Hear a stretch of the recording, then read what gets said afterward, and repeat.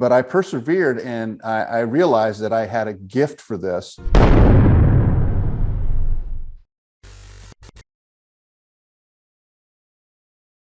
Hello and welcome to a new episode of the Peter O. Estévez Show. This is your host, Peter O. Estévez. Today, I have the honor and pleasure of having none other than my great friend, Carlos Amezcua. Hello, Carlos. Welcome to the Peter O. Estévez Show. Oh, hola, Peter O. ¿Cómo estás? Bastante bien. Carlos, Te ves tan guapo. You're so handsome. You're being too kind, because you know your bio is it's coming up, so you want me to make sure I throw some flowers on you. Please.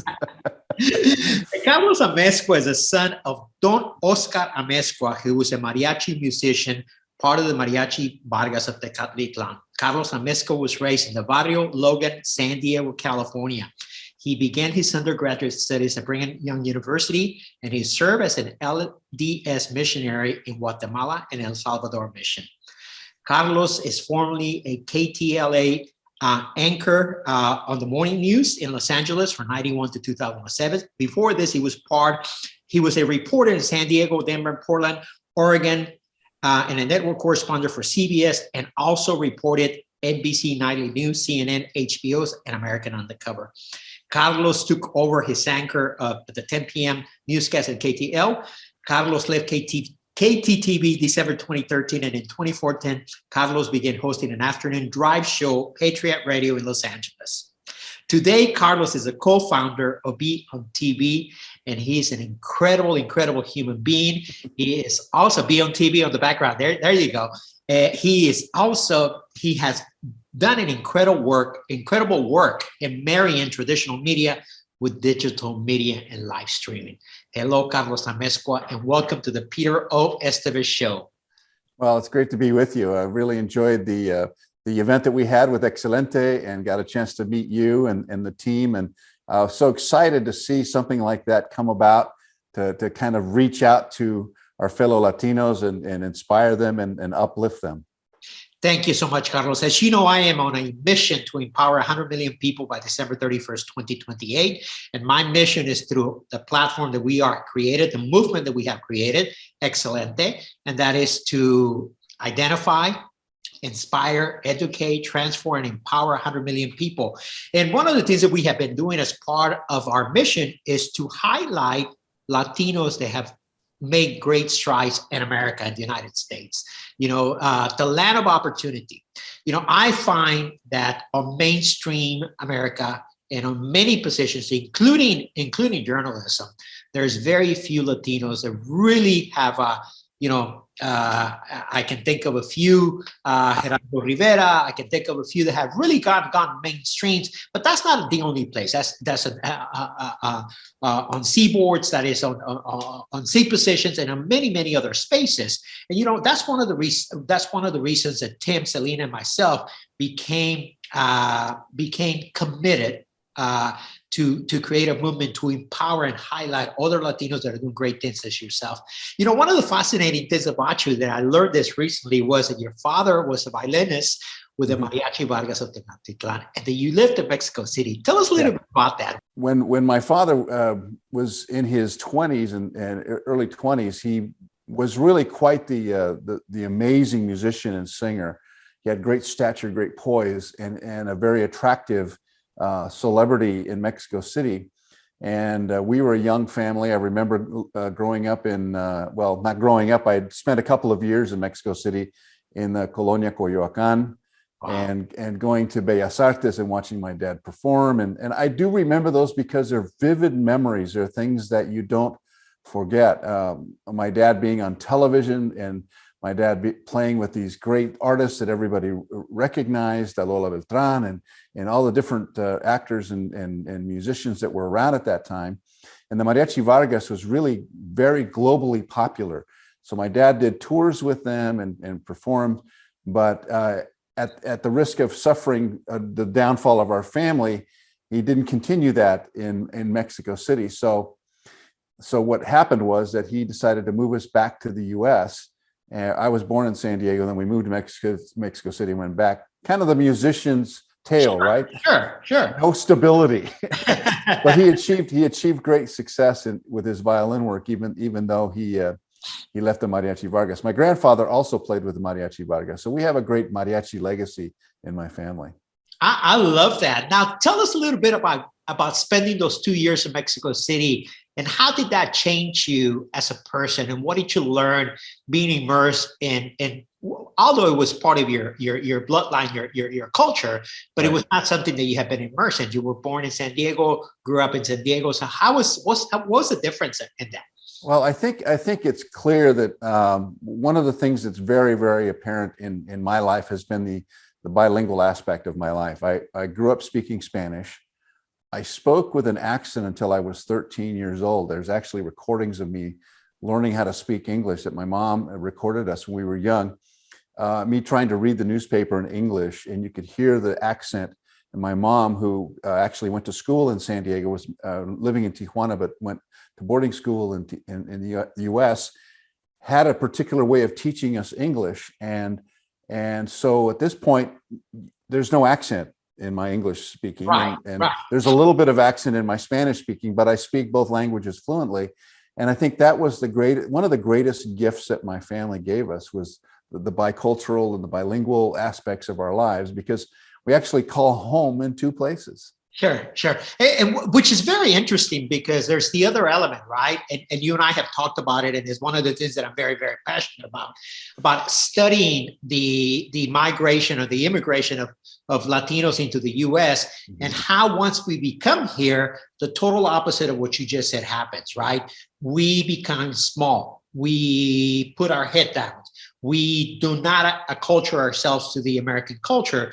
We try to create our community, our country, and create a community that simulates that country wherever we came from. You know, we see that in Los Angeles, we see that in New York and many of the major cities, how there's little Guatemalas and there's little Mexicos and there's little, you know, but you did the opposite. You embraced it as something that has helped you grow and evolve. Why do you think that's different than somebody that comes here? Did that have anything to do with maybe economic affluence or any of that?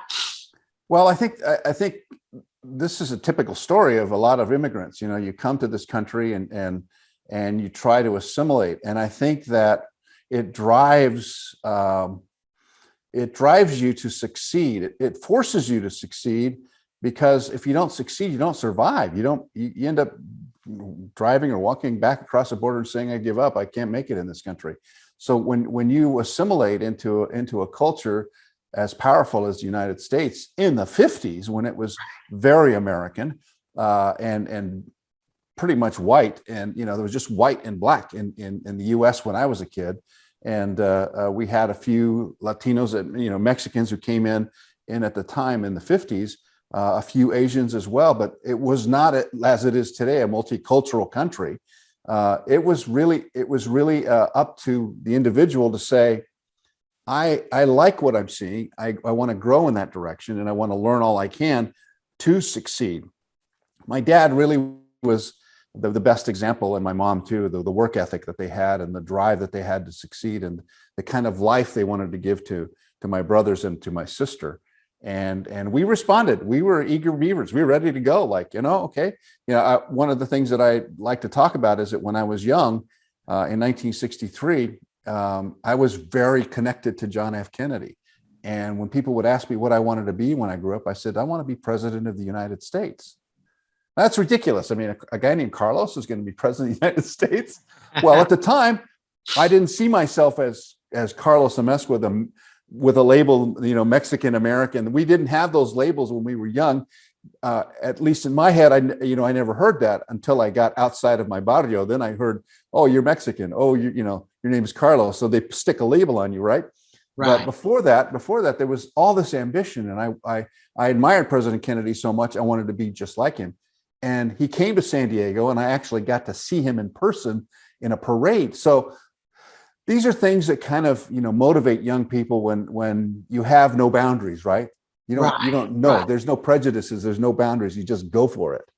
Yeah, and to your point, something very interesting that you say, the America of the 60s, the America of the 50s, the America of even the 70s was very black and white. There was really no in between.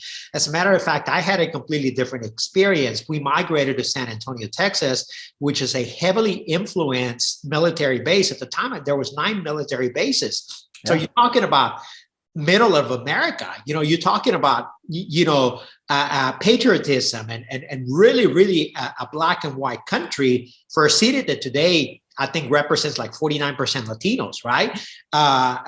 With a population of almost 5 million people, including the metro areas. But I remember in the 60s and in the 70s when we got there, I had a different experience because we came, although my father was born in Houston, he was raised in Mexico. He was an orphan at the age of 3, I believe it was 3 or 4 years old. His family, the extended family that his parents had, took him back to Mexico. He was raised in Mexico, but then eventually having 13 children, having no education, forced him to come back and work in America. 13 children? 13 children. So, when we came to America, I didn't realize, I used to remember as a young boy, and I heard this on another interview that you had, Carlos. You said, I never knew what I didn't have. We couldn't compare, toys or who had, designer jeans or this game or whatever game. There was no comparison. I experienced that in Mexico. Where I noticed the prejudice was when we came to the States, okay? And now we were the odd family, 13 children in a 2-bedroom, 1-bath home, in a corner home, in a community that was primarily white. And the Latinos that lived in the community, or the Chicanos, Latinos, whatever we want to call them, right? That live in that community. There were people that grew up in the States, were born in the States, that were the 2nd or 3rd generation, and they took a lot of pride of being American, and they considered themselves American. I don't know when that evolution or that change took place, that difference that we see, that is such a segregation that we see today. I can't even begin to imagine when that took place, but I do remember experiencing that, being called a wetback, but I think a lot of our stuff primarily, Carlos, was not so much that we were Latinos. We were just a different kind of Latino, right? 13 children. Well, I mean, I would get this. I'm sure you get this a lot. Well, you don't look Mexican. How come you say, what do you mean? What do you mean? Yeah. And I said, well, what does a Mexican look like? I'm not sure what you're talking about. We're all colors. We're black, we're white, we're brown, we're Asian. Latinos are of every, the kaleidoscope, right? And so, I always found that to be very curious, people's impression of who you were. I was working at a station in New York, and a producer was introduced to me, and he looked at me and he goes, well, what are you? Are you Puerto Rican? Are you Cuban? I said, no, I'm Mexican American. He goes, oh, I've never seen a Mexican before. And he was doing this with his head like I was like a zoo animal. And it was the weirdest thing. And, he never got over that weird prejudice that he had, and he would speak to me like I didn't understand him. And so I finally started doing it back to him. Well, since you are talking to me this way, I will too. And it was, I mean, that's how crazy sometimes I get, because people just don't understand how prejudiced they are. And you just have to let it roll off your back and move on. Well, and the reality is that people cannot understand what they have not experienced, Carlos. So we take that into a little, if you've been living in a box, whatever that box may look like, right? And we all have to a certain degree. It's very difficult to understand what we have not experienced, what we have not lived. And just to make this clear for the audience, this is not a conversation about racial differences or anything like that. We're just talking among two friends that have had different experiences in America, and how they're able to cope with them and yet achieve a certain level of success, because we did not allow any of those biases to hold us back from becoming the people that we want to become. Right. So we pushed through it. We pushed through it all, I think, with grace and with honor and dignity. And to me, it was important to I always want to make my mom and dad proud. And I think that's part of our culture, that we want to honor our parents by succeeding and doing better than they did. And of course, it was always my goal to achieve more than was expected of me. To honor my family and to level up the family name. So Well, I think that was always in the back of my head, no matter what was in front of me, no matter what people said to me or whatever things, obstacles were in front of me, I would push through that and use that as an opportunity to move ahead. yeah, absolutely. And to be honest with you, Carlos, at some point, as a young boy, I had a really hard time understanding why my parents had made certain choices. Okay, and I did that out of ignorance, out of lack of maturity, out of lack of understanding, out of ignorance, whatever you want to call it. But at some point, I realized that my parents could only give me what they knew, what they had available to themselves, what they had learned through life, and what had been given to them. But I also realized that as the world changes, we have a responsibility to adapt, to pivot, to change, to grow, to evolve. And if anybody has mastered that, it's you, Carlos. You have been an incredible pivoted, going from television to today, what you're doing with digital, how you marry digital media with traditional media. Let's talk about your experience and how you enter television, and what was your first experience in television? Well, the first experience in television was at Brigham Young University. I actually had majored in art, and thankfully, a person who liked me and appreciated me and was trying to be a mentor without actually realizing he was a mentor, directed me. My passion in life. I have two passions in life: music and fine art. And from the age of 6 to today, I oil paint, and I've always oil painted. It was always been my desire to become a famous painter, but I wasn't quite good enough to be a great painter. I painted. I think I do a good job of painting, and Carlos, I got to clarify something. You're both famous, and you're a painter, so you accomplish both. Yeah, but it wasn't the painting that made me well known in Los Angeles. It was my mouth. It all has to do with mindset, Carlos. It's mindset. It's all with the mindset. Yeah. It's inspiration, education, transformation, and empowerment. So Dr. Clark Hall of Salt Lake City had a little chat with me and said, being a fine art major is a good thing, but you're never going to make any money. And I got news for you. There's a million artists like you, and you need to focus on something. Maybe you should try advertising or something like that. So I went back to my college counselor and I asked him what I should do. And so he made me a program where I was involved in advertising, and part of the advertising curriculum was news writing. And actually that's where I found that I was very interested in news. As a kid, I was always interested in news. I absorbed everything that Walter Cronkite said. I was all about the moonshots and all the stuff that was going on with the Cuban Missile Crisis. And I had this all in my head, and I didn't realize that it was really at my core. And so BYU had a television station. I auditioned. They put me on TV, and off I went. And I got my first job in Salt Lake City as a desk assistant. Then I got a job as a reporter. And my early experiences were full of foibles and problems and, lack of experience, saying and asking dumb questions and falling on my face and forgetting where I was, all that kind of stuff that you do as a new reporter. But I persevered, and I realized that I had a gift for this, and that I had a gift for writing the English language, which is something that I really am grateful for. And so that helped me sustain a career of 45 years in TV. I was grateful and honored to be surrounded by amazing support people, producers and writers and photographers who just always made me look good. And I always got along with them. We had a good time. It was like I never worked a day in my life because I found this great career thanks to some advice from a dentist who lived in Salt Lake City, who kind of righted the ship and said, Carlos, art is a good hobby, but you might want to look at a career. And now this career has created something that's phenomenal. And I think back at that and how grateful I am for good mentors and advice. And let me tell you some of the buzzwords that stick out. Great story, thank you, by the way. Okay, but the sound bites that stick out to me, the nuggets that stick out to me, and something that I want to emphasize to the audience.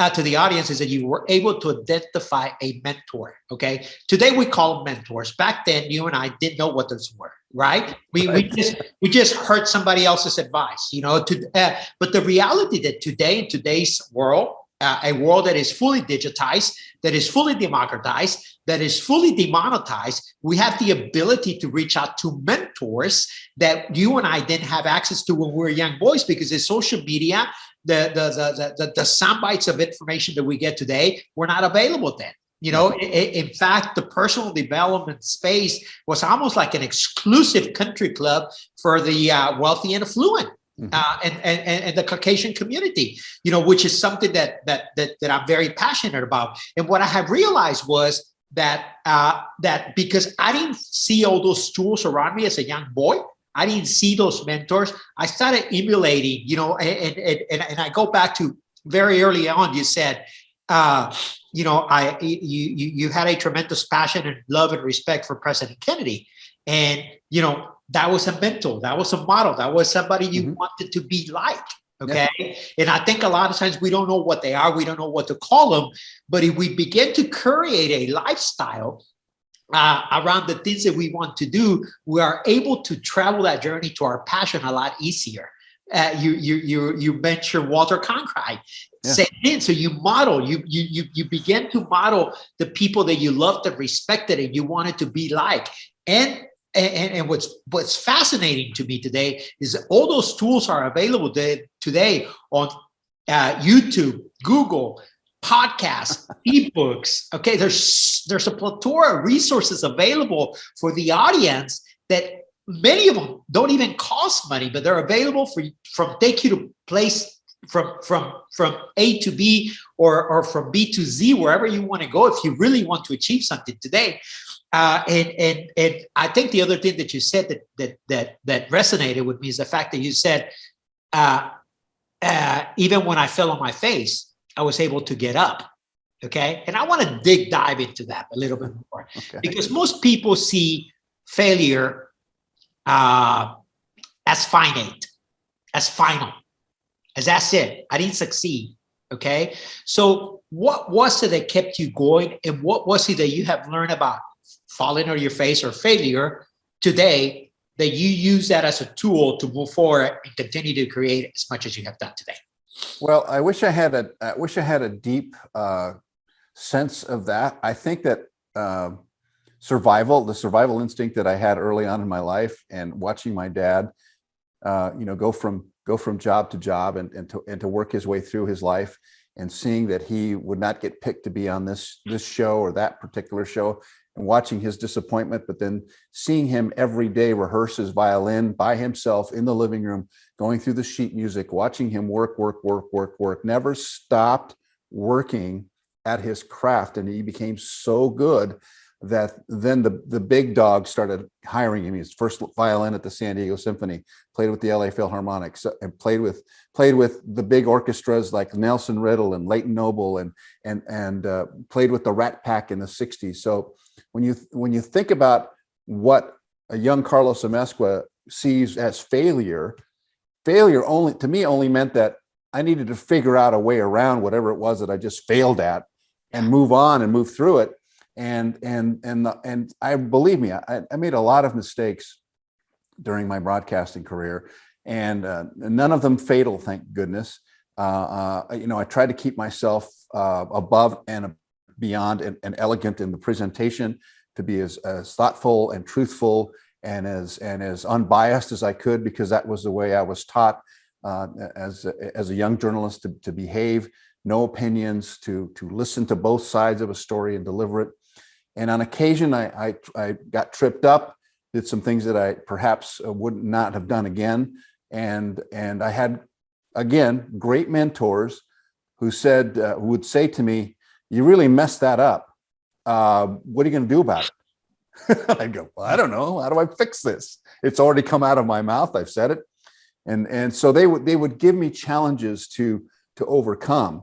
You know, I got fired once. That was not a fun experience. You know, I lost my home. My family was suffering. I didn't know what to do. I researched and tried to figure out what it was that wasn't working, changed my life, and said, "I'm moving in this direction." Even took a step back from where I was and what I had accomplished, and said, "You know what? It's okay to take a step back, reassess, kind of regroup, and then move forward again." I got fired and had this horrible experience of getting fired. I was overcome with stress. I literally thought my world was going to end. A lot of stress on my marriage, a lot of stress on my family. And then, as if God opened the gates of heaven and said, Carlos, here's an opportunity. What do you think?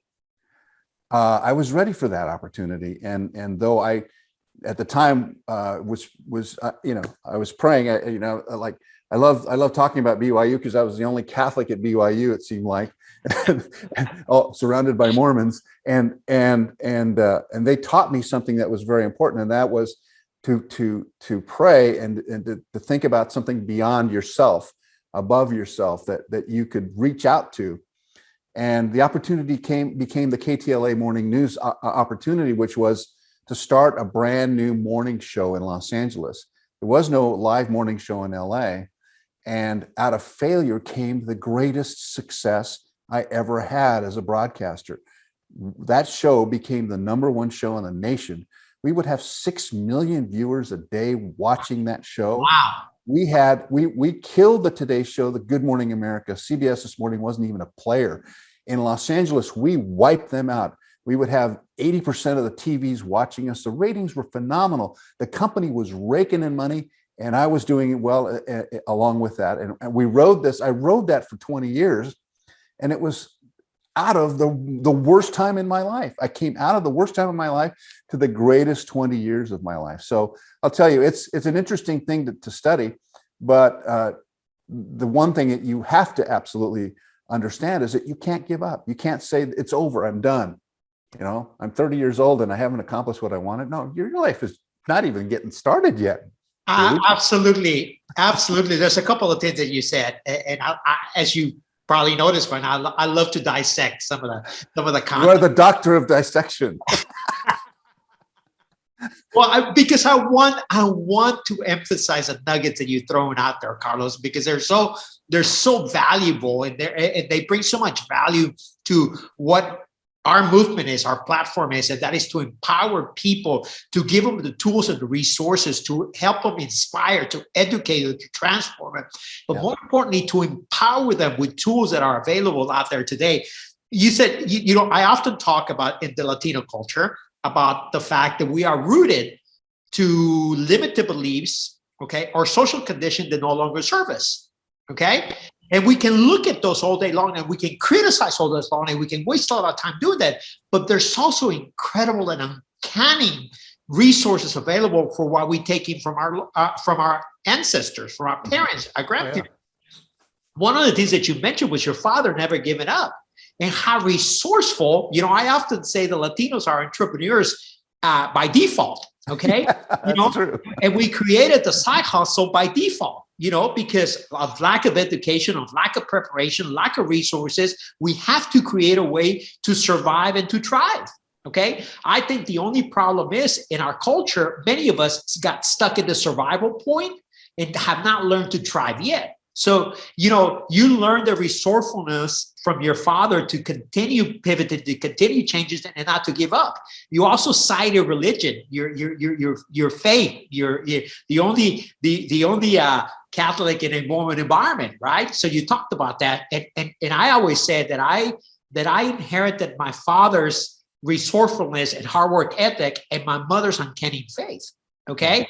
It was my mother's faith that carried me through. But I also realized that I could not just rely on faith. I had to take action. Okay. So yes, I took a step back. I pray, I believe, I surrender, I reassess. Okay. I research, which is another word that you use in your conversation. Okay. Mm-hmm. And then I started over again. So there's many lessons to learn from that, right? So tell us, how did you get from there to Beond TV, and what was the idea behind Marion? Why not go back to traditional television? Okay. I mean, after all, if you don't mind me saying, you're 68 years old. Most people will say, well, he's really not tech savvy. Well, obviously you are, right? We kind of dismiss, or we believe that technology is only for the younger generation, right? So where was that idea born? It's an incredible, innovative idea. Where was it born, and why marrying the two? Well, I have to say that one of the blessings of my life is that I've been surrounded by wonderful young people who inspire me and know better than I, and even older people who know better than I've always tried to do that, to bring people together. The idea for Beond TV started. I'm learning to do that, Carlos. Trust me, it works. So many years ago, I think it was around 2000, around the year 2000, I started to get really interested in technology as the internet was evolving, and our mobile phones. We all had remember all the different kinds of mobile phones that were available, and flip phones and the big phones and all that kind of stuff. And so I got involved in some projects that allowed me to explore kind of the entrepreneurial side of what I was doing. And I came across a group that was doing some innovative things in streaming in 2005, and we did very well with that company. We sold the company and did very well with it. And it was the initial throes of streaming television, and Fox implemented our product, and it was called Fox Full Throttle. Disney implemented it, CBS implemented it, and it became part of what we have today in streaming that doesn't buffer and doesn't stall. Remember, you used to have all those problems, and the little wheel of death would come up. Well, we managed to solve that problem. So that was my first success and interest in that. And I felt at the time that I was ready to move from anchor to executive. And as I tried to move from anchor to executive, all kinds of walls came up. It was amazing. Here I had achieved at a high level in Los Angeles, #1 for almost 2 decades in the marketplace. And as I tried to make a move and say, look, I'd love to learn a little bit more about sales. I'd like to learn a little bit more about station management, how the group works, how we make money, how you operate a TV station, how you operate a TV network, because I was very curious about that. I wish the doors just slammed shut. It was like, dude, you're not part of this club. You're talent. You're a nice looking guy. You can talk well, but that's about as far as you're going to go. Wow. And I really felt it. I really felt like it was very limiting. And so to get up into the C-suite, I had a conversation with a Fox executive who I tried to convince that we needed to put a digital network next to the Fox broadcast network. And he looked at me like I had 3 heads. He goes, "What are you talking about?" I said, "Digital is the future." Now, this is 2007. I said, "Digital is the future. This is going to be more important to you than your broadcast, because broadcast has been going on since 1947, broadcast television. It's aging. So is its audience. And the young people are adapting to these devices." Yeah. So anyway, this was, a lot of people were saying that. I wasn't the genius that thought of that, but that clearly was my thought.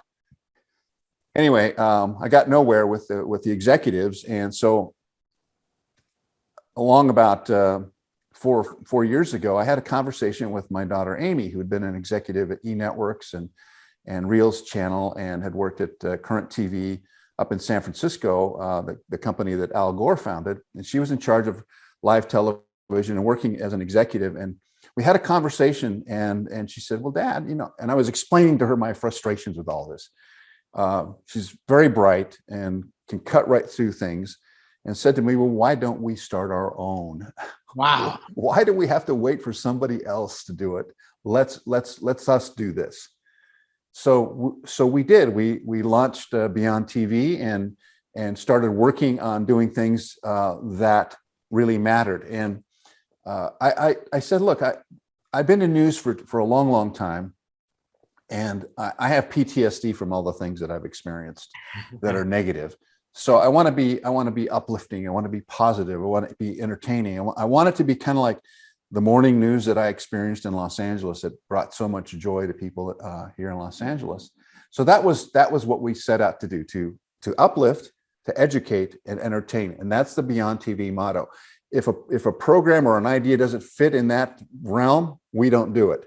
And we're not political. We don't side with anything. We're not really a news organization, but we talk about things that are important. and hopefully people come away feeling good about what they've experienced. We also want people on our network that are upbeat, positive mentors, have good things to say, uplift people, make people feel good, and come away learning something that makes their lives worthwhile. So Beond TV decided that Beond TV needed to embrace broadcasting, but be a digital network that works hand in hand with television stations. So we have a group of television stations that work with us. We create programming, we give them programming, but direct them digitally to us so that the core of Beond TV streams and on demand on our OTT channels is able to reach out to that public that's saying, I don't even know where to go to watch these things anymore because I'm not sure, I'm not comfortable. Yeah. I don't know what my kids are going to see. I don't know what I'm going to learn, what I'm going to get. So we have married that, and it's actually working very well. And now, Peter O. Estévez, the television stations are listening. Now the networks are listening. So our vision is Beond TV will be the Hulu, the Netflix, the Amazon of media. And so Byron Allen is doing his thing with entertainment studios, and I'm doing my thing with Beond TV. So we're kind of running like we want to be the biggest media company in the world, but we're all like we're in a race. He's way ahead of me, but we're chugging ahead. I love that. So see, you did make it to the C-suite. Well, yeah. Now I'm a co-founder of Beond TV. Absolutely. So when you cannot make it to wherever you went, you built your own suite. There you go. Right. Build your own car. A lesson from Carlos Amezcua today. Hey, Carlos, so let's talk about those obstacles that you started facing. Reporter, talented, #1 show in the country. Okay, the company's making a lot of money. Why was Carlos Amezcua blocked from even being considered a senior executive at a major network? Well, I thought about that question an awful lot, Peter. I have to be honest with you, and I think that there is an inherent bias in the C-suite. I don't see boards with a lot of diversity. It's getting better. It's improving. I still think that there is an Ivy League club. And I mean that not to disparage the Ivy League, but you know what I mean, the upper echelon of universities and schools that kick out great graduates that are part of the family or the club from the previous family and the previous club. And so they tend to feel generational succession. Yeah, exactly. These executives, CEOs, chairmen of the boards that are the top companies in the world, feel comfortable with their own type and their own kind. We speak the same language. We have the same, what's the word I'm looking for? The handicap in golf. Yeah, that sort of thing. So you understand that there is an inherent bias that's not necessarily something they even realize. One of my co-anchors, her name is Michelle Ruiz, has created a company called Bias Inc., where she goes into companies and identifies biases within the corporation. Right. I think that's genius because obviously a lot of companies don't realize what's going on within their own corporate structure. Oh, we're doing great. No, look, we hire Mexicans, we hire Black people, we hire Asian people, we hire, and they do a pretty good job of keeping them down there. Yeah. As employees, but to lift them up and to give them an opportunity is something that's somewhat alien to them. So it's up to people like you and me to say, hey, wait a minute, once the opportunity's there, you're going to find people who want to rise, become board members, and become chairmen of the board. Right. They have to look for that, but they're not looking for that. So that was what I felt, is that when I had conversations with leading executives in the media, there was not a ready invitation to play golf or to talk about what your favorite club is to go have martinis. I mean, that right. Just didn't happen. Right. So there's somewhat of an unconscious segregation, right? Yeah. You're not included. You're great. You're talent. You're good looking. You're a great voice, but my country club is my country club. Okay. Exactly. Yeah. So I get that part, which I find it very interesting. But I also want us to take some responsibility to that, Carlos. And I want to take us responsibility to that in the sense that as Latinos, okay, we have not done a very good job to display our leadership. Okay, because even in major, whether it's in a C-suite or in a major leadership role, we still have assimilated a lot of the cultural belief systems, traditions that we inherited from our parents, okay, or our parents' parents, or multi-generations before us. I think what has happened, and this is also subconscious. This is also subconscious. I think these conversations are beginning to happen now.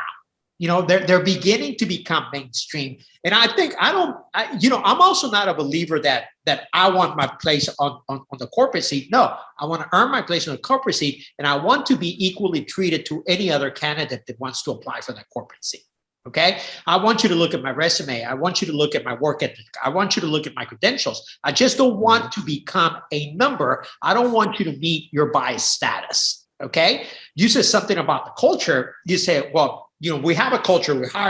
We hire minorities. We hire Latinos. Okay. But the culture doesn't change. Okay. Exactly. The culture does not change. It begins to remain the same. You know, the fascinating thing about Latinos is that we have to get acculturated. Okay. We have to get we have to detach from our traditions and become fully immersed in a system that is going to accept us. If we don't do that, we're never going to be accepted. Okay. And we can't just settle. We can't just say, okay, I'm going to stay quiet because you're paying me X, Y, Z number of dollars. No, I'm going to show you my leadership, but I want you to consider me at all times, not just for this position, but for every position coming forward. And part of that is exactly what I talk about. That requires inspiration, education, transformation, and empowerment. And not just from ourselves, but from our communities. Okay. Mm-hmm. Sometimes our biggest distractors, our biggest competition is our own. Yeah. It's our own community. So with that in mind, Carlos, tell us where you see Beond TV. I know you alluded to that a little bit, and where you see Carlos Amezcua in the next year, and how can we support you as a community? Well, I appreciate that very much. You know, when we were thinking about what to call Beond TV, we are definitely. I think we really wanted to be uplifting, but more importantly, the uplift part of that had to do with our Latino brothers and sisters and the voices that aren't heard, the young African Americans who are trying to make their way up the ladder, the young Latinos, the Asian who don't get a chance to be on Good Morning America and some of the other networks that get shut out, they get told no. We're a certified woman and minority owned company. We've been certified by the certification operation that's national. So we did that so that we could do business on a different level with corporations around the country. And we could have called our company, you know, Viva Carlos TV, you know, or Viva TV. We actually have put an Enye on the Beond TV to let people know that we're a Latino owned company. Right. And there's difference. Byron Allen, who's one of my great mentors and friends, says, you know, the difference between Black owned and Black targeted is that Black targeted, anybody can target an ethnic group and provide information or shows or whatever to a targeted audience. Black owned, we know, he said, we know who we are, what we're about, and what we need. Same goes for Latino owned. We are Latino owned. We know what we are, what we need to provide to our audience, and what opportunities our audience needs, and what opportunities business people who are Latinos need to be lifted up. So our job really is to not be targeted, but to be owned, and to own our own destiny, and to be able to say, look, all of you who are out there watching this broadcast, Peter Estévez, Carlos Amezcua, we want to encourage you to come to us with your ideas and your opportunities and the things that you want to provide, and let's showcase this. Let's tell the world about it. because Absolutely. we have 10 million impressions every month coming out of Beond TV. A lot of people are watching what we're doing, and we're growing. But I'll tell you, even with all of that, Peter, it's tough to get a bank loan. It's tough to get investors. There is still a bias that says, I'm not sure I buy what Carlos is saying. I'm not sure that he's going to succeed. Well, just look at my past. If you look at my past, you know what my future trajectory is. Oh, The trajectory is bigger than me, bigger than what you're thinking, because I want to play with the big boys. When you look at your television and it shows Hulu, Netflix, Fubo TV, all of that stuff, Beond TV is there along with them. And we're struggling to get the eyeballs that we need to grow as a huge company. But we want to do it by helping the little guy, the person who's not getting a chance to be on those big commercial network talk shows. We have talk shows. We have programs that talk to the person who is, struggling to figure out what to do with their life. So I'm excited about the future of Beond TV, and I invite people who are interested in investing to talk to me about Beond TV investing. People who may be strategic partners, people who in media who want to join an operation that has a big wide open door and says, hey, come all and let's see what we can create together. We've had great experiences with a lot of great media entrepreneurs here in the US and abroad. We have a partnership with a company in London that's been terrific, and we've had our programming very well received in the UK. So there's lots of opportunities here to grow. And the beauty of it is, Peter, is that I keep wanting to call you Pedro. Call me Pedro. I love it. Only my friends call me Pedro. The beauty of this is that, it's open to everyone, and that we really have an opportunity to make a difference in the world. And that's what really excites me. And, we think that we're on the right path, that we're not obviously Latino, but we are. But we're really a place for everyone, and we actually live diversity. We don't just talk about diversity. We are diverse. We are in everything that we do. We think, we eat, live, and breathe diversity. It's just part of who we are, and all comers are welcome. And I think it's an exciting time. The technology is affordable. It's easy. We do things for a lot less than a lot of the big network chains do, and we're able to minimize the expense and give people opportunities to have their stories told. And every day, storytellers come to us and they say, oh, we want to be on Beond TV. What does it take? So that's the kind of stuff. That's the future, Peter. And look, we're doing it now. We're doing a podcast. And look, 10 years ago, this was not even thought of. Absolutely. The power of technology, the power of innovation, the power of pivoting and creativity. Carlos Amezcua, Beond TV, another incredible, excellent story. Thank you so much. Thank you so much. Carlos' contact information will be available in the show notes. Stay tuned for this upcoming episode, which is an incredible story. Thank you, Carlos. Thank you so much. Hey, Peter. Yes. Stay excelente, be excelente. Absolutely.